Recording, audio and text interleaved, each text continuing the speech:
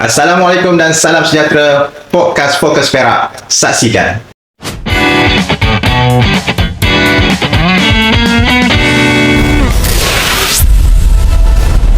Anda sedang menyaksikan Podcast Fokus Perak, Medan Diskusi Rakyat Perak, episod yang pertama. Dan kepada yang sedang menonton ketika ini, jangan lupa untuk subscribe kami Fokus Perak di channel YouTube Fokus Perak, dan follow kami di platform Facebook Fokus Perak dan TikTok Fokus Perak. Tuan-tuan, episod pertama, dan hari ini kita sangat bertuah kerana bersama dengan kita di studio pada hari ini adalah tokoh politik tanah air dan negeri Perak yang berpengalaman, yang beberapa kali beberapa penggal menjadi ahli parlimen dan juga pernah menjawat jawatan sebagai menteri. Saya perkenalkan di studio pada ketika ini Yang Berhormat Datuk Ustaz Idris bin Haji Ahmad. Sihat Datuk? Alhamdulillah. Sihat, tapi hari ini sesemua sikit. Tapi suara pun apa macam Ramli Syarif lah. Tu lah. Nanti kita minta Datuk nyanyilah, insya-Allah. Cuma kita ucapkan terima kasih kepada YB Datuk Ustaz Idris kerana cuti untuk bersama dengan kami di studio podcast. Terima kasih Datuk. Dan insya-Allah untuk makluman semua juga, YB Datuk juga merupakan naib Presiden Parti Islam Malaysia PAS dan juga baru sahaja ditaklifkan sebagai Pesuruhjaya PAS Negeri Perak yang baru dan merupakan ahli parlimen bahagian Serai. Jadi untuk segmen yang pertama ni kita nak panah enjin dulu. Boleh lah? Boleh. InsyaAllah kita nak panah enjin. Yalah, kena panah. Kena panah dulu. Sebab kita orang tua ni lah. Enjin diesel. Enjin diesel. Diesel pemahal dah sekarang. Diesel 8 kupang naik. 8 kupang naik. Dia berkata bukan harga minyak naik, tapi tangki tu besar. Tangki besar. Tangki kembang. Lagi kembang. Tangki kembang. Okay. Jadi hari ni kita nak tahu, kita nak kenal siapa sebenarnya YB Ustaz Idris Ahmad ni. Jadi mungkin Ustaz boleh respon sikit. Siapa YB Ustaz Idris Ahmad? Silakan Ustaz. Okey, Assalamualaikum warahmatullahi wabarakatuh.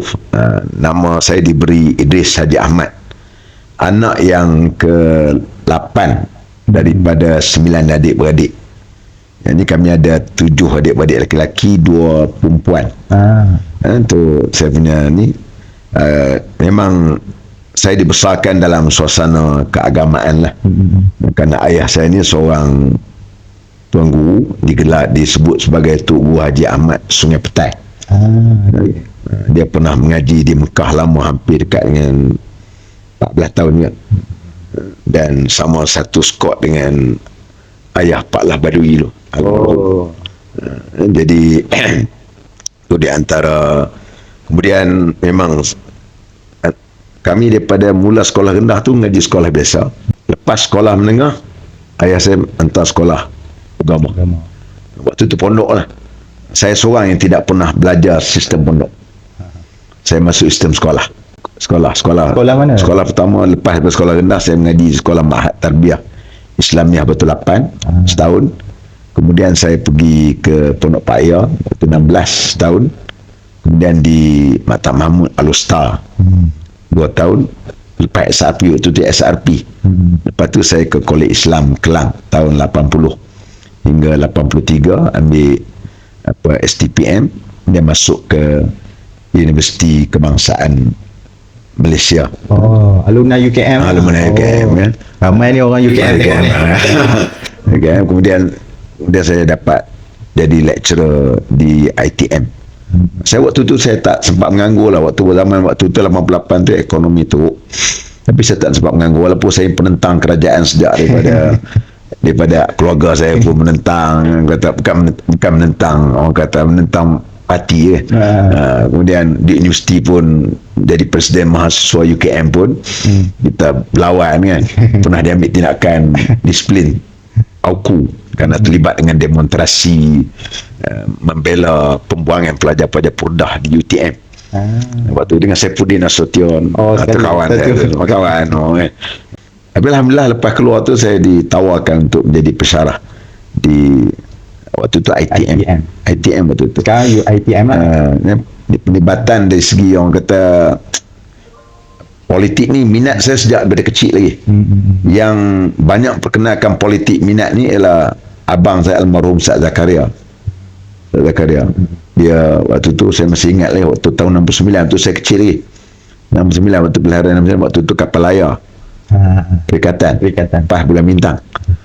Saya depan rumah tu lah bila hari mengundi tu kita sorak, kita tahu mari bulan syok mari bulan bintang, mari ni kita jadi waktu tu kecil lagi tu.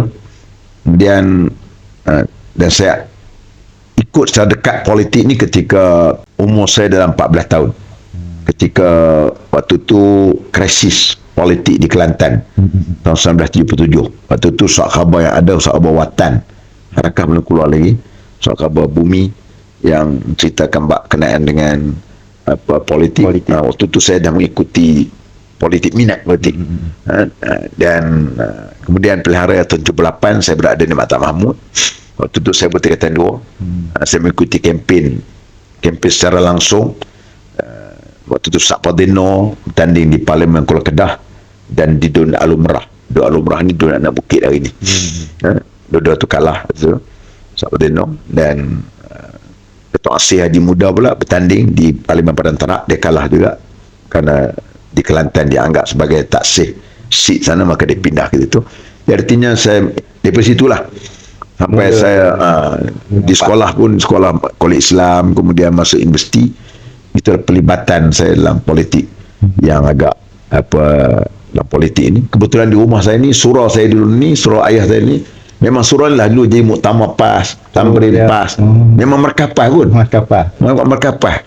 Memang surau tu waktu tu tidak ada lagi markah kuning, tak ada lagi. Kalau program-program semua, sebab tu pimpinan tertinggi PAS yang banyak datang ke rumah saya tu ialah saya kecil tu datang jumpa ayah saya. Tak pegang jawatan apa dalam parti, tak ada besar apa, cuma dia setiap kali muktamar dia mesti pergi. Rimis ni diguna dia tak bersama, kalau pusat pun dia bukan ikut kembangan sebagai ayah saya. Dan dia juga pernah menjadi ahli majlis petua kerajaan Negeri Perak dan juga ahli majlis agama Islam Negeri Perak sampai dia mati. Ayah saya. Dan ayah saya juga seorang yang tegas dalam hukum yang tegas. Dia cakap tak pandai macam saya. Dia tak pandai cakap, cuma dia di segi kalau orang tanya hukum memang dia cakap dengan tegas, walaupun kadang-kadang dengan mufti sendiri pun kalau dia pandangannya tak betul, dia kata okey, rojok kitab.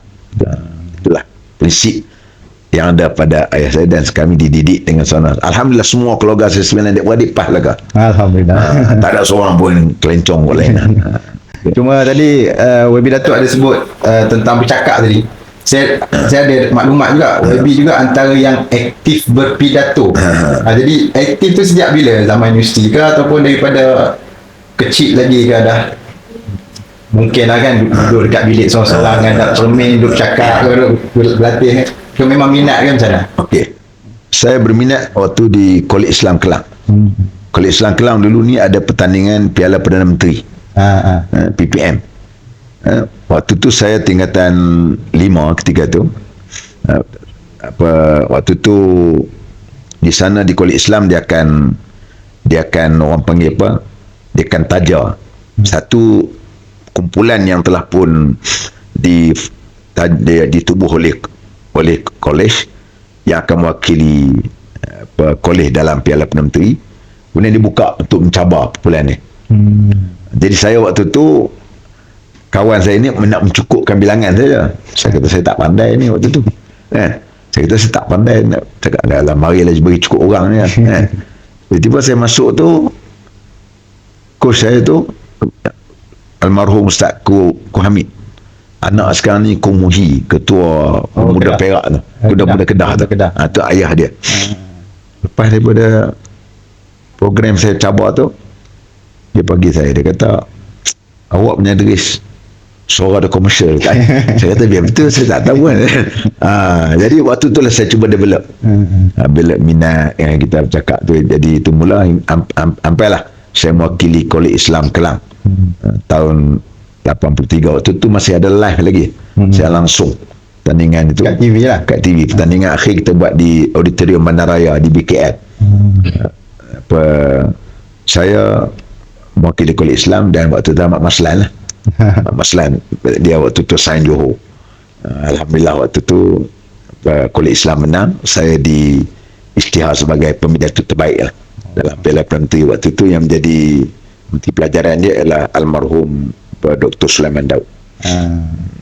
Okey, kita nak balik pada macam mana penglibatan YB Datuk dengan Parti Islam Semeru Syafah. Tadi dah ada intro sikit, yang mana YB Datuk ni memang daripada kecil dah terdedah lah dengan program-program, dan juga kita kata daripada ayah YB Datuk sendiri dengan PAS ni.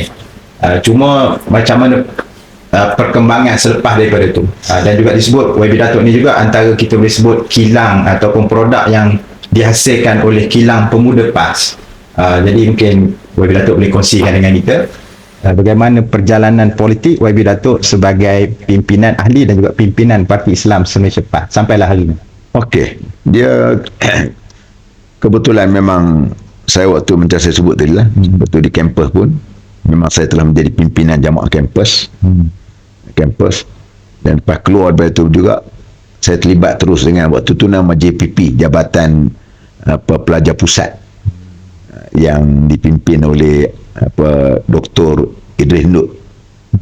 Sekarang ni terlibat dengan AJK PAS kawasan Bangi, dia pesarah UKM waktu tu. Dan panggil Dr. Latif seorang, tapi dia ni dah jadi, katanya dah keluar daripada PAS lah. Dia pesarah UTM. Jadi saya berterusan, dan kita lah yang merangka sebenarnya, yang merangka untuk silbus Usrah tu, pelajar-pelajar tu ialah dibentuk situ, yang dibantu oleh pimpinan almarhum Ustaz Harun Taib, Tok Wujadi, Ustaz San Cukri, Ustaz almarhum Ustaz Yahya Osman.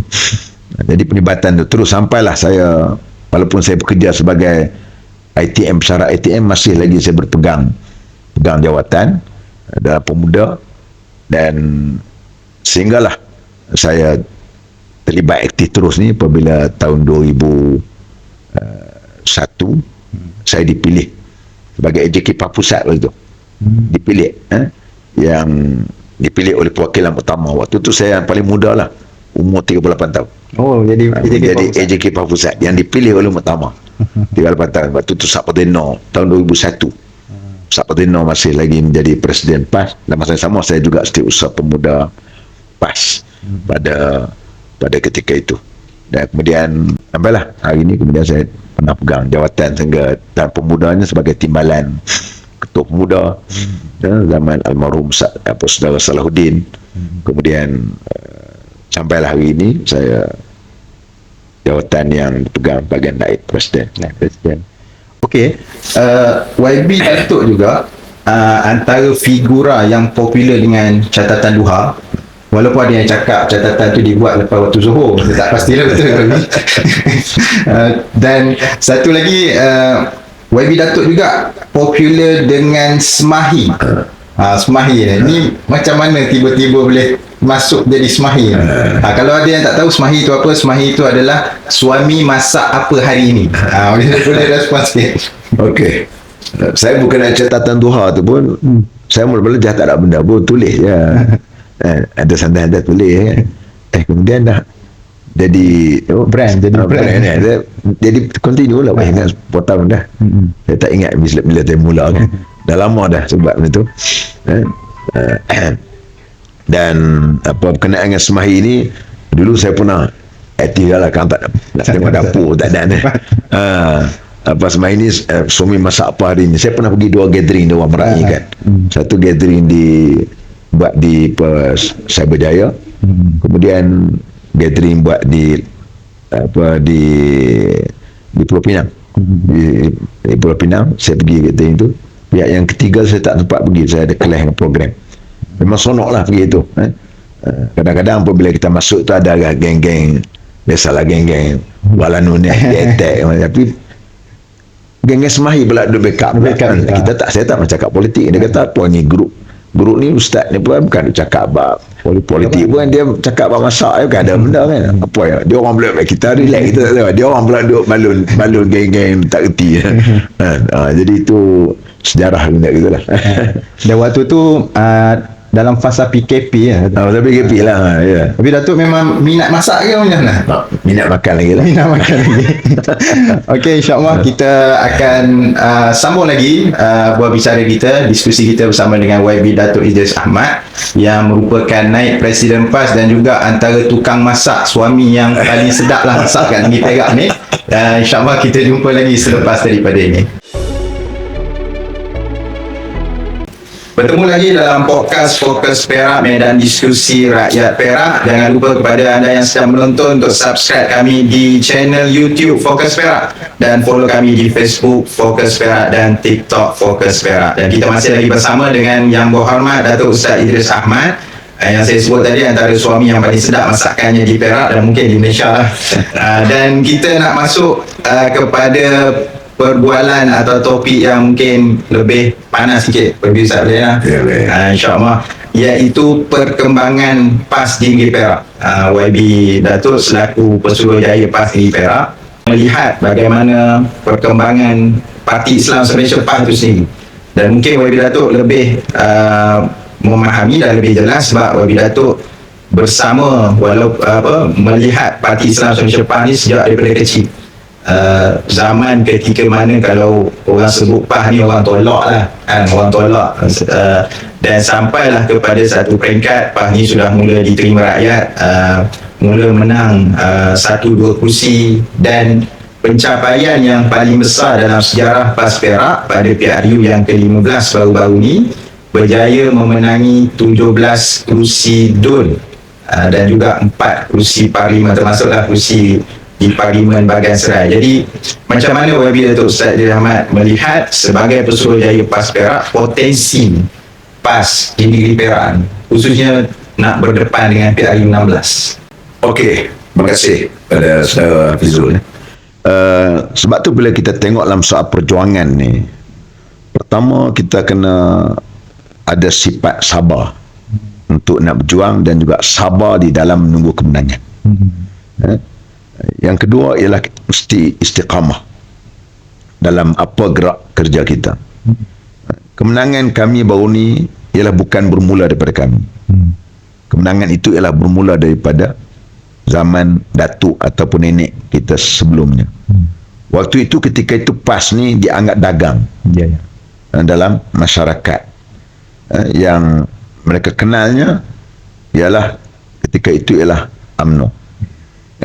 Dan alhamdulillah dengan gerak kerja yang dilakukan oleh orang yang terdahulu dimulai oleh mereka dan kemudiannya disambung pula oleh generasi pimpinan kemudiannya, maka kita berakhir dengan result yang agak baik walaupun dengan penuh cabaran-cabaran yang begitu hebat sekali.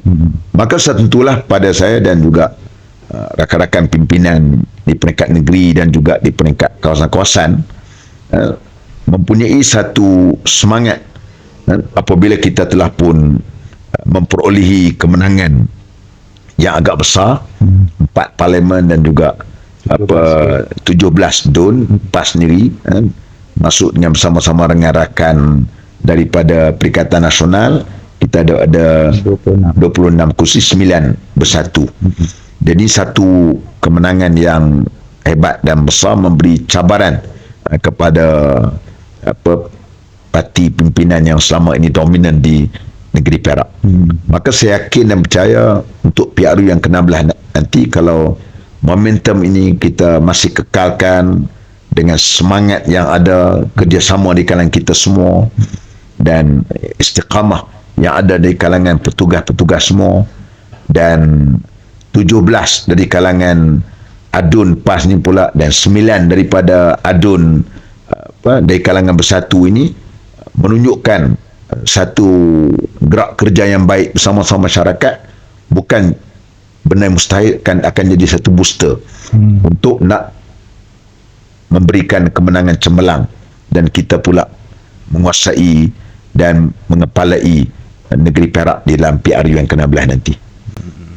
Dan menarik juga kalau kita lihat kerajaan negeri Perak pada hari ini yang dipimpin oleh MB Yang Amat Berhormat Datuk Sar Ali, yang kita boleh tengok bagaimana mereka dalam kerajaan perpaduan yang mereka sebut sebagai kerajaan perpaduan bersama dengan DAP yang tidur sebantal mimpi yang lain-lain.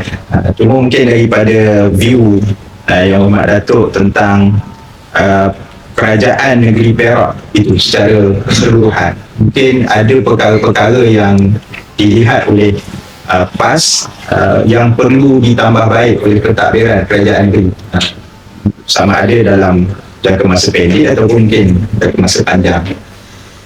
Okey. Dalam soal apabila kita mengambil alih kerajaan, pertama sekali ialah kita jangan lupa peranan yang dimainkan oleh pegawai kerajaan. Kerajaan ni mereka ni non-partisan. Mereka ni service ialah government of the day.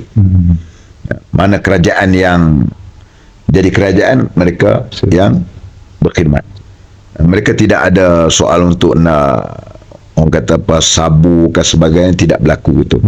Kerana kerajaan ni orang yang loyal dengan kerajaan yang merentah pada ketika itu. Maka sebab itu apa yang berlaku macam-macam perancangan sebagainya kita dapat tengok itu ialah semuanya hasil daripada pegawai kerajaan.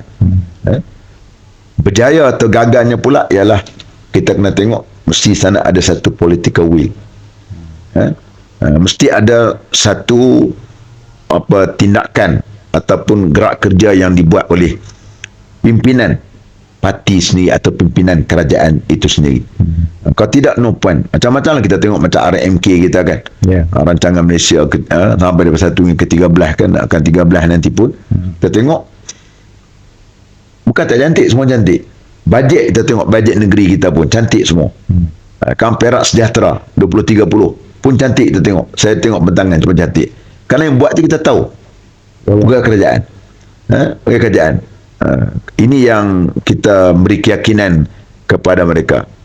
Gagalnya sebab apa? Sebab dia ialah dari segi pelaksanaan dia ialah mereka yang tidak adanya soal, mungkin tak ada integriti, mungkin tak ada capability kan? Jadi akhirnya kita membazir dari segi public fund, wang rakyat ni kita rugi. Ini yang kita kena perlu perbaiki ialah dari segi orang panggil pak adanya sifat integriti. Kalau Quran sebut dia kata qawiyul amin. Dia mesti bukan saja dia ada kemampuan, ada intelijen, ada kemampuan merancang, ada kemampuan untuk melaksanakan, dan juga ada integriti, insya-Allah dia berjaya. Kalau tak ada benda-benda macam ni, tak boleh. Oleh itu saya balik kepada cerita macam selalu orang nak sebut kata PAS, tak reti, mentadbir, merintah sebagainya. Itu hanyalah sebagai benda yang orang panggil sebagai, yang saya sebut sebagai PAS-phobia. Orang takut dengan PAS ni, nak menakutkan. Kononnya kami ni hanyalah pandai qala Allah qala Rasul. Macam dulu lah bila Tok Guni Aziz jadi menteri besar. Menjadi menteri besar dulu, orang tuduh Allah Tok Guni Aziz nak merintah apa, surah masjid boleh lah. Dia anggap turun macam tu. Padahal sebagai kita, sebagai seorang menteri besar ke, sebagai seorang menteri ke, kita sendiri, Tok Guru kata, Tok Guru mengarahkan supaya dia taksir, ambo taksir ada riba dalam pinjaman staf-staf kerajaan. Tok Guru arah kan. Jadi pegawai tolong buat, tolong sediakan macam mana. Kan? Begitu juga dari segi untuk rumah 3 bilik, Tok Guru yang mulakan idea dia. Cuti 2 hari. Mula-mula orang momok, orang kata apalah PAS ni nak ajak orang malas kerja, Islam suruh kerja rajin. Kan? Akhirnya orang ikut polisi negara. Kan? Di polisi negara. Kan? Begitu juga dengan cuti beranak 60 hari. Itu semua polisi yang dibuat. Padahal Tok Guru ni bukan pakar bidan ke, tapi dia idea. Dia ada qawiyul amin. Yang akan melaksanakan ialah pegawai. Itu yang paling penting. Macam kami dulu pernah pegang. Saya tak pernah mungkin bahagian agama kan. Macam Tuan Ibrahim. Dia je bahagian dakwah macam saya aja. Dia pegang bahagian air. Kan? Atuk Taki dia mengelor pegang bahagian tenaga. Kan? Maksud apa? Yang penting kita ada idea. Tak ada kami nak yang ni. Tugas awak buat. Okey. Dia bawa kepada kita, kita tengok. Sesuai tak sesuai? Sesuai. Ini yang kita rasakan kita mampu untuk buat. Jadi kalau Perak ni pun, kalau sakat ada macam ada hari ni lah kita tengok kan. Masih lagi kita tengok apa dalam keadaan rakyat, masih orang kata slogan mereka dulu pun, jangan tidak ada yang tertinggal. Tempat saya banyak tinggal, bukan cakap tinggal, modum tu tempat saya di sana tu kan. Kalau saya selalu sebut macam kalau kami sebagai ahli parlimen, patut yang dapat lebih kurang hampir dekat 4 juta. 4 juta dapat. Saya punya perancangan dalam otak saya katakan, okey, setahun saya nak allocate 1 juta. 1 juta untuk baiki rumah rakyat 10,000 rumah. Setahun kita dapat 100,000, 100 ubah rumah. 5 tahun saya hidup wakil rakyat, 500 ubah rumah. Dapat baiki rumah. Persoalan dia, mana duit dia? Peruntukan hak selama ni ada kepada mereka. Kenapa masih ada banyak lagi rakyat yang tak apa? Ini persoalan dia. Kenapa tak selesai? Tu saya kata sama dasar-dasar yang dibuat sebagainya ialah yang pentingnya mesti ada kena binanya pimpinan yang ada qawiyul amin. Barulah kita boleh bawa apa dasar yang kita buat akan kita boleh dapat natijah yang baik. Kalau tidak, hanyalah sebagai slogan populis saja. Sebab tu kalau kita tengok juga baik di negeri Perak ataupun di seluruh negara, banyak sebenarnya projek-projek yang diumumkan juta-juta umum, tapi dari sudut pelaksanaan je lah gagal. Contoh macam projek My Kiosk, yang rasanya banyak juga bajet yang dikeluarkan, dan hari ni kita tengok banyak juga kios-kios ni yang dah jadi projek Gajah Putih, berkarat macam tu je, tak ada orang pergi kan. Jadi itu satu pembaziran yang bertitik tolak daripada tidak adanya qawiyul amin tadi. Tidak ada kekuatan dan juga tidak ada amanah dalam nak melaksanakan ataupun menguruskan kita kata duit dan juga rakyat, duit rakyat lah yang dijaga oleh kerajaan. Cuma kita masuk sikit isu yang agak panas dan juga agak terkini tentang rumah bangsa. Rumah bangsa ni cetusan daripada orang Perak, orang Bangar Datuk, cetusan daripada Presiden UMNO, dan ada yang sebut kalau nak buat rumah bangsa, tempat yang paling baik nak buat adalah sekarang dekat Perak. Macam mana respon sebagai ketua PAS di Perak ni, rumah bangsa? Sepatutnya kita bermula di Perak. Kerana Perak ni kita dapat lihat kursi yang ada kepada di Perak Keseluruhan Dun ni adalah 59. Kan? Yang kursi yang ada kepada BN UMNO 8, 1 MCA 9. Manakala Perikatan Nasional pula kita 17, Bersatu 9. Jadi campur antara kita dengan ada 26 campur dengan 9, kita ada 35 kursi. Mana boleh bentuk kerajaan tanpa DAP. Baik, ini tertolak hujah yang selalu mereka sebut. Ini hujah mereka sebutlah, kami ini hanyalah sebagai untuk kami bentuk kerajaan ni kerana untuk kerajaan perpaduan, kerana ini adalah merupakan supaya tanggungjawab rakyat sebagainya. Di Perak pusat tak apa, okey lah. Di Perak negeri Perak apa kena-mengena. Perak negeri Perak ni sepatutnya tak bangkit.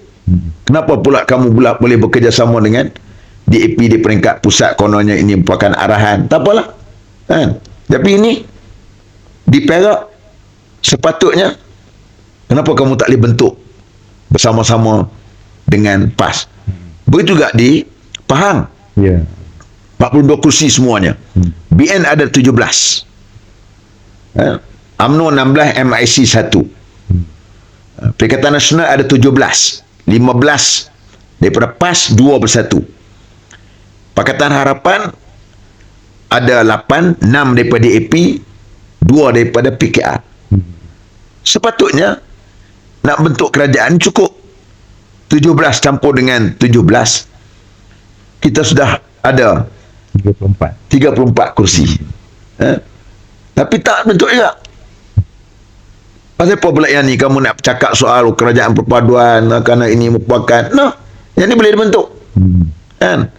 Begitu juga dengan Negeri Sembilan. Negeri Sembilan ada 36 kursi seat semua. Nak bentuk kerajaan mesti ada 19 kursi. BN ada 14. Perikatan Nasional ada 5. Cukup dah. Cukup. Jadi tertolaklah hujah yang selama ni kamu duk cakap soal kami ni. Sekarang kita tahu kenapa timbulnya soal rumah bangsa. Pertama ialah dekat pilihan raya. Dekat pilihan raya, mereka tahu sokongan dari kalangan pengundi-pengundi Melayu semakin turun. Yang kedua, di kalangan ahli UMNO sendiri pun mereka tak boleh terima tentang UMDAP ni. Kes UMDAP kita tengok UMNO tersepit, DAP steady. DAP tetap mengaku ada UMDAP. Apabila mereka cuba nafikan, kita mana kata ada pula, memang ada. UMNO dah terkial-kial. Kerana DAP kata tak apa, dia boleh meyakinkan pengundi-pengundi daripada China ataupun non-Malay, kata kami memang nak sokongan daripada UMNO untuk kami sit in duduk dalam kerajaan. Maka itu yang dia buat. Dan masa sama dia dapat kekalkan kursi parlimen dia, 40 kursi, mungkin pergi sampai 45 kursi ke sebagainya. Masa sama juga dia boleh duduk dalam kerajaan. Yang tersepit sekarang ni UMNO. UMNO kita kena ingat, dalam keadaan waktu dulu sebelum pilihan raya, dia cakap no UNWR, no DAP, kan? Itu pun dia hanya mampu mendapat 26 kursi saja. Kursi UMNO. Dia punya trend pula, trend menurun. Tahun 2012 79 kursi. Tahun 2013, pilihan raya 2013, 88 kursi, meningkat waktu itu. Dan tahun 2018, 54 kursi. Tahun 2022 turun 26 kursi. Daripada 54 drop sampai 26 kursi. Itulah keadaan waktu tu orang ada harapan lagi. UMNO sebagai pembela Melayu sebagainya. Tiba-tiba apabila kita tengok lepas pilihan raya, lain jadinya. Maka kita tengok, kita tahu, kita yakin dan percaya, ianya apabila terlihat suasana begitu, maka mereka pun buka rumah bangsa.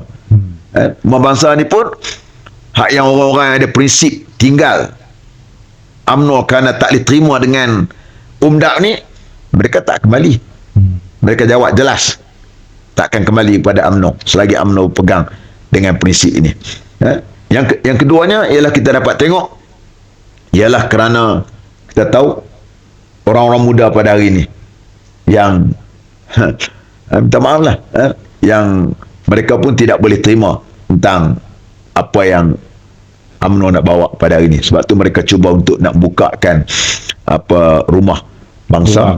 Kita, penegasan kita ialah kita wujudkan penyatuan dari kalangan parti-parti Melayu mesti kuat.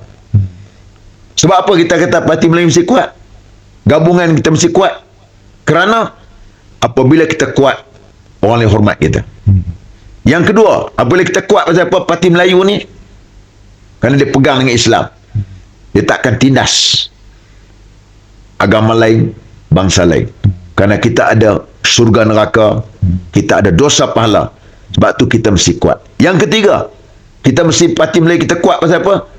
Apa tonggak sekalipun, mesti bangsa yang dominan mesti menguasai politik, barulah akan wujudnya kestabilan yang baik dalam politik negara kita.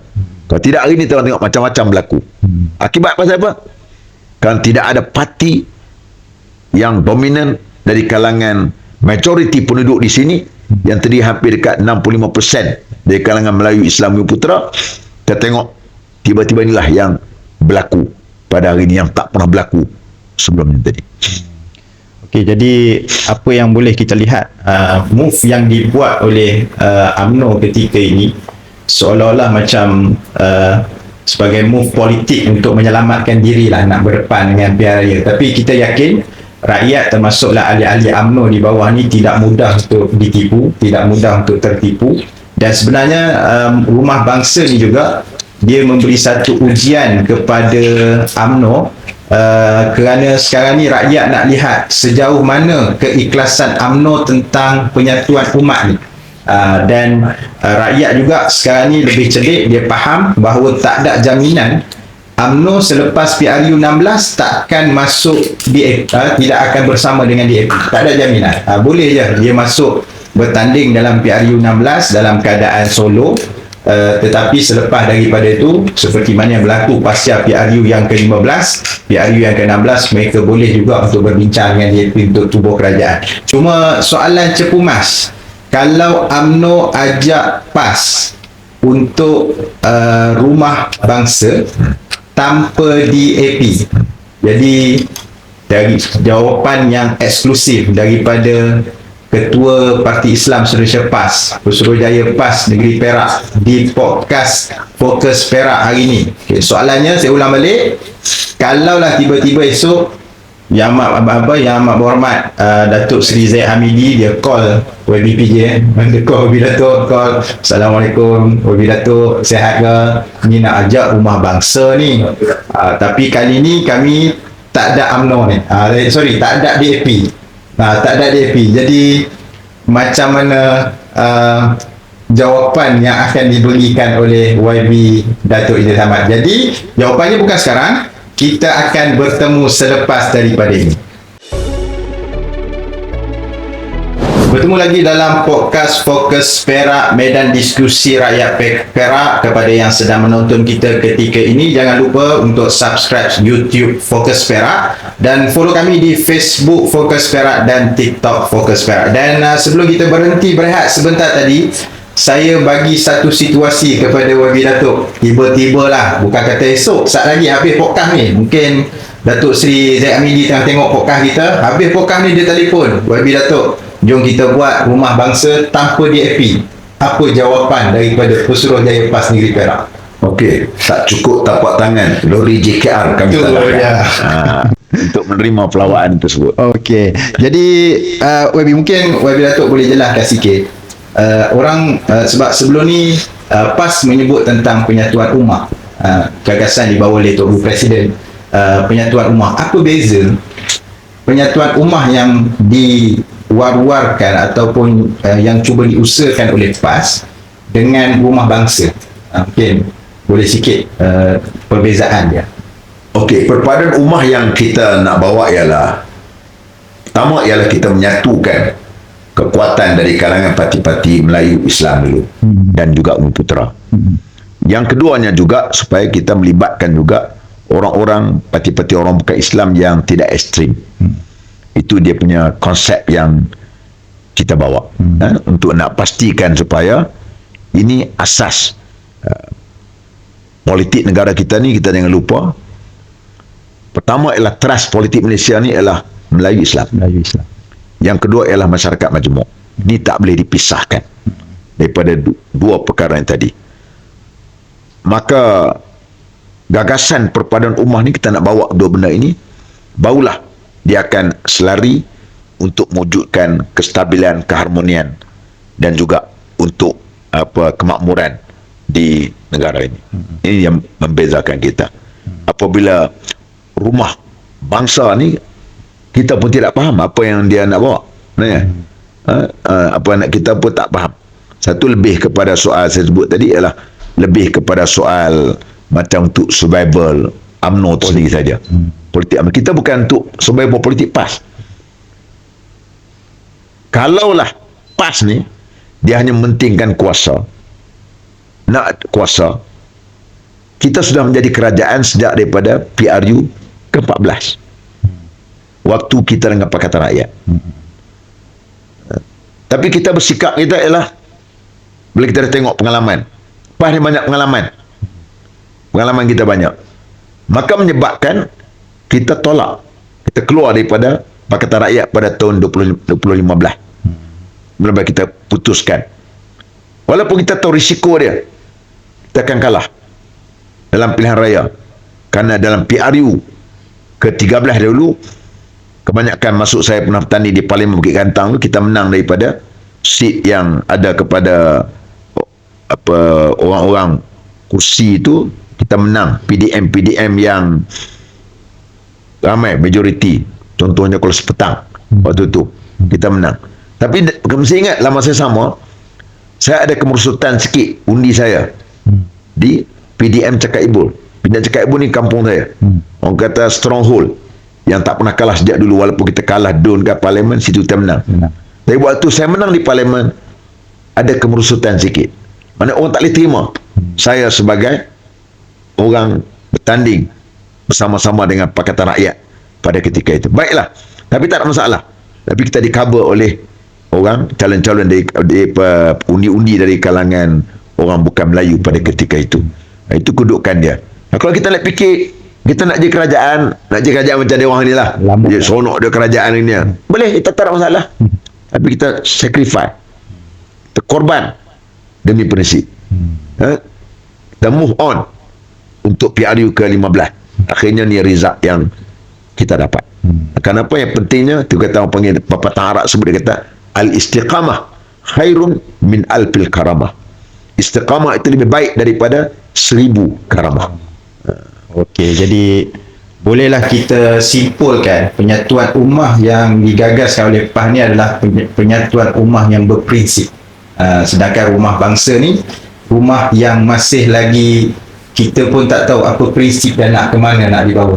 Dan YB Datuk, kita nak masuk sikit kepada isu politik di peringkat nasional, yang mana kita tahu dalam 3-4 bulan kebelakangan ni lah ada, kita kata, ribut kecil di dalam cawan yang melanda Perikatan Nasional, dan sudah pasti sudah ada tindakan-tindakan yang telah pun dibuat oleh kepimpinan, kerana Perikatan Nasional ni dilihat sebagai satu platform ataupun kita kata harapan kepada rakyat lah, untuk buat perubahan baik di peringkat negeri Perak ataupun di peringkat nasional di seluruh negara.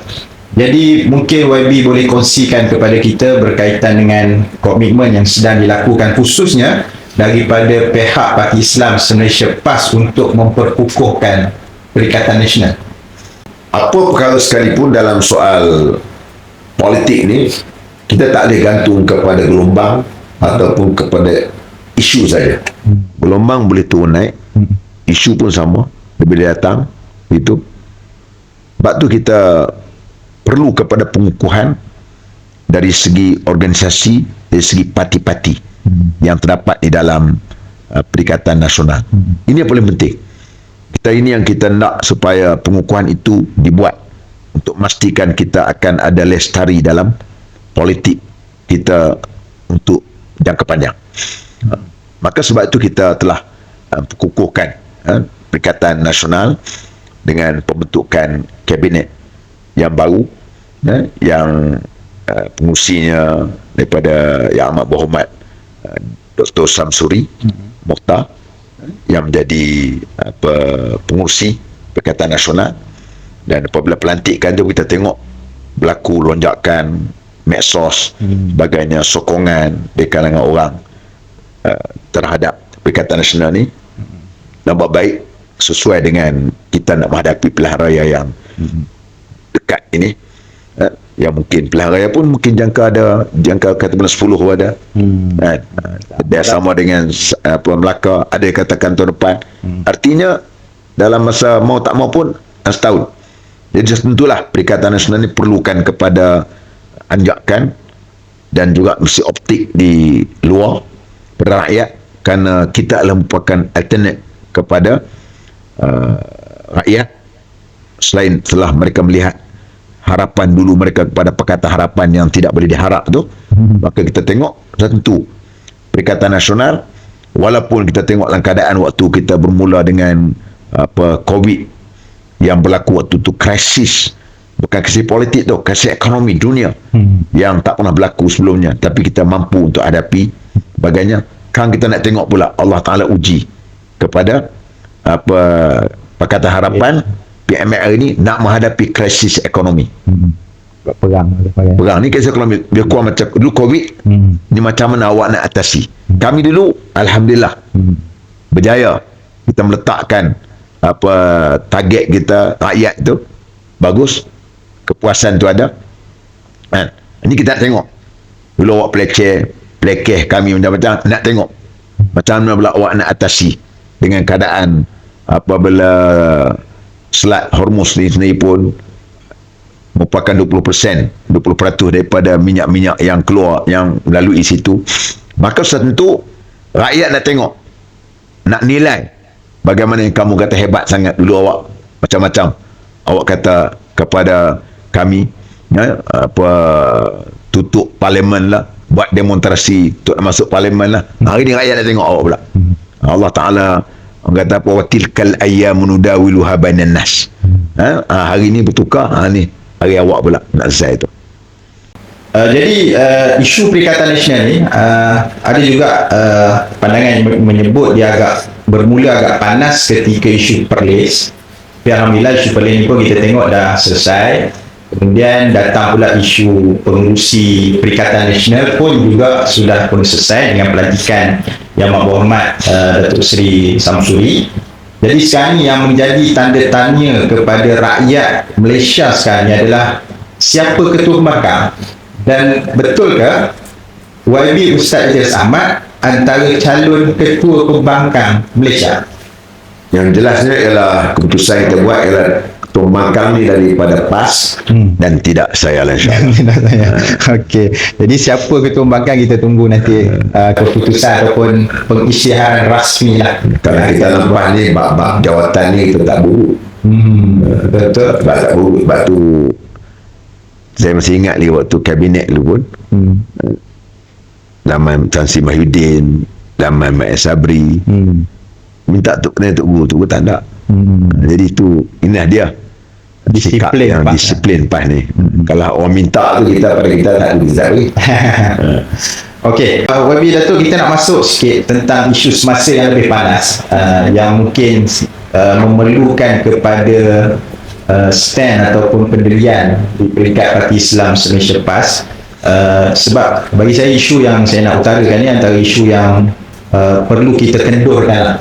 Kalau tidak dia akan membawa malapetaka kerana dia melibatkan isu perkauman, dan kita tahu adanya orang Melayu, orang Cina dan orang India ni kalau tidak diurus dengan betul, dia umpama bom jangka kepada negara kita, rakyat Malaysia.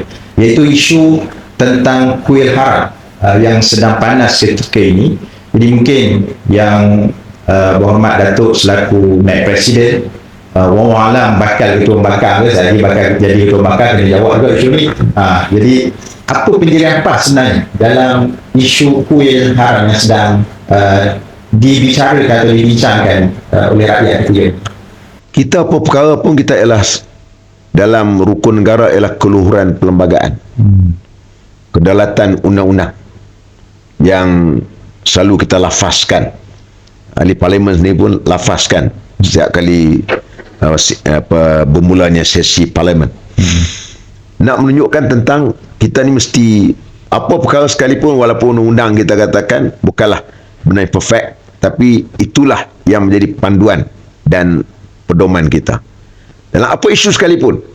Bukan saja isu kuil, isu surau ke, isu masjid ke sebagainya, mesti pembinaan dia ialah berdasarkan kepada undang-undang.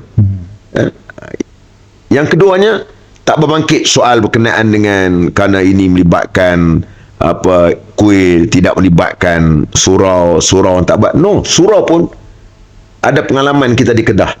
Bagaimana di Kedah sendiri surau diarahkan diroboh kerana dia telah dirikan di tempat kawasan lapang yang bukan kawasan yang dibenarkan. Artinya pernah berlaku. Bukan berarti apabila dalam melibatkan soal kuil ni soal ada semangat sentimen yang berlainan. Yang ketiga, mana-mana pun pemimpin ataupun kerajaan dia kena educate rakyat dia. Educate rakyat dia. Saya sendiri pun bercakap dalam mesyuarat majlis tertinggi Perikatan Nasional, kita mesti educate rakyat kita supaya tak kira apa agama sekali, mesti educate rakyat kita. Bukan saja kita nak populis, semata-mata kita nak undi sebagainya, okey kita tolerate, akhirnya menjadi bom jangka. Mungkin pada peringkat awalnya kerana isu undi, soal populis sebagainya, maka kita boleh biarkan, walaupun dia rumah-rumah ibadat tak kira lah, surau ke apa, kuil ke atau kong ke sebagainya, semata-mata kerana kita takut populis undi kita, tapi lama kelamaan dia akan menjadi bom jangka. Apa perkara sekalipun kita mesti berlandas dalam sudut undang-undang, bukannya kita kepada sentimen-sentimen yang lain. Itu yang perkara-perkara yang perlu kita fikirkan. Yang keduanya, kita harapkan kepada pihak berkuasa, kita tak nak rakyat ni dia mengambil tindakan sendiri akibat daripada mereka melihat kena kepada hak orang orang bukan Islam, kita bertindak, kena orang Islam tak bertindak, ataupun kena kepada orang Islam kita bertindak, atau tak bukan Islam kita tetap bertindak. Kita tak nak. Kita mesti dalam soal kedaulatan undang-undang, keluhuran perlembagaan, dia tidak adanya soal diskriminasi. Kita bertitik tolak situ loh. Kalau kita pergi sini, insya-Allah selamat. Yang berlakunya ialah apabila nak populis, biarlah langgar. Mungkin saya waktu saya jadi pemimpin, okey, langgar tak salah, saya nak dapat undi awak. Tapi generasi akan datang akan menanggung akibat daripada kesilapan bermula daripada kita. Sebab tu kita kena perbetulkan benda ni. Jadi sebab tu isu ini sebenarnya adalah isu undang-undang, tetapi ada pihak yang tidak tanggungjawab yang cuba tarik isu ini menjadi isu perkauman ataupun isu keagamaan. Apapun kita ada pendirian yang jelas daripada Parti Islam Malaysia PAS seperti yang telah pun dilontarkan tadi oleh Yang Berhormat Ustaz Idris Ahmad. Jadi kita sudah pun sampai ke penghujung podcast Fokus Perak kita pada hari ini. Cuma sebelum kita nak akhiri, kita ada satu segmen santai, iaitu segmen soalan fokus jawapan ringkas. Saya akan tanya soalan dalam masa kurang 1 saat, YB Datuk kena jawab. Jadi ada 5 soalan insya-Allah. Jadi YB Datuk sedia? Boleh. Mesti steady. Yang pertama, ketupat palas atau nasi impit? Ketupat palas. Raya rumah sendiri atau rumah mentua? Rumah sendiri, rumah mentua raya ketiga. Raya ketiga. Okey. Ustaz rasa raya Jumaat atau Sabtu? Yang ni tak boleh lah kita samakan. Kebetulan waktu saya menteri dulu ni, kebetulan nampak 6 bulan. Nampak 6 bulan. Betul, nampak 6 bulan tu. Jadi waktu tu walaupun dijangkanya rayanya besok kemudian, tapi tiba-tiba nampak 6 bulan, maka Raya raya mengejut lah. Raya terkejut tu lah. Raya kejut lah. Jadi yang pentingnya, Jadi kita tengok 6 bulan, kita ada pihak berkuasa, dia isytiharkan kita. confirmnya raya 1 Syawal. 1 Syawal, insya-Allah. Okey. Menulis atau ceramah? Ceramah. Ceramah. Okey. Ketua Pembangkang Malaysia atau MB Perak? Dua-dua ni saya tidak menjadi pilihan buat saya lah. Okey. Kerana jawatan itu ada sekarang ni pun Dah banyak dah. Okey, insya-Allah. Terima kasih kepada Yang Berhormat Ustaz Idris Ahmad. Dan untuk akhirnya saya nak beri ruang lah kepada Yang Berhormat Ustaz Idris Ahmad selaku Naib Presiden PAS dan juga Suruhjaya PAS Negeri Perak, Ahli Parlimen Bagan Serai, untuk kita nak raya ni, YB Datuk. Jadi mungkin nak buat ucapan raya eksklusif daripada studio Fokus Perak. Sila. Assalamualaikum warahmatullahi wabarakatuh. Apa khabar rakyat Malaysia, khususnya dari kalangan penduduk-penduduk di negeri Perak dan juga rakyat Malaysia seluruhnya. Allah Subhanahu wa taala menyebut Al-Quran, walitukmilul iddata walitukabbirullaha ala ma hadakum. Naklah kamu menyempurnakan bilangan puasa kamu, kemudian kamu membesarkan Allah Subhanahu wa taala yang telah memberikan petunjuk hidayah kepada kamu. Artinya apabila 1 Syawal berarti kita telah pun menyempurnakan kewajipan Ramadan kita selama sebulan Ramadan. Sebulan Ramadan berarti dia puasa kita tak boleh kurang daripada 29 hari, dan tak boleh daripada 30 hari. Itu maksud sebulan. Sumu li ru'yatihi waftiru li ru'yatihi. Puasalah kamu apabila kamu nampak anak bulan, dan kamu rayalah apabila kamu nampak anak bulan.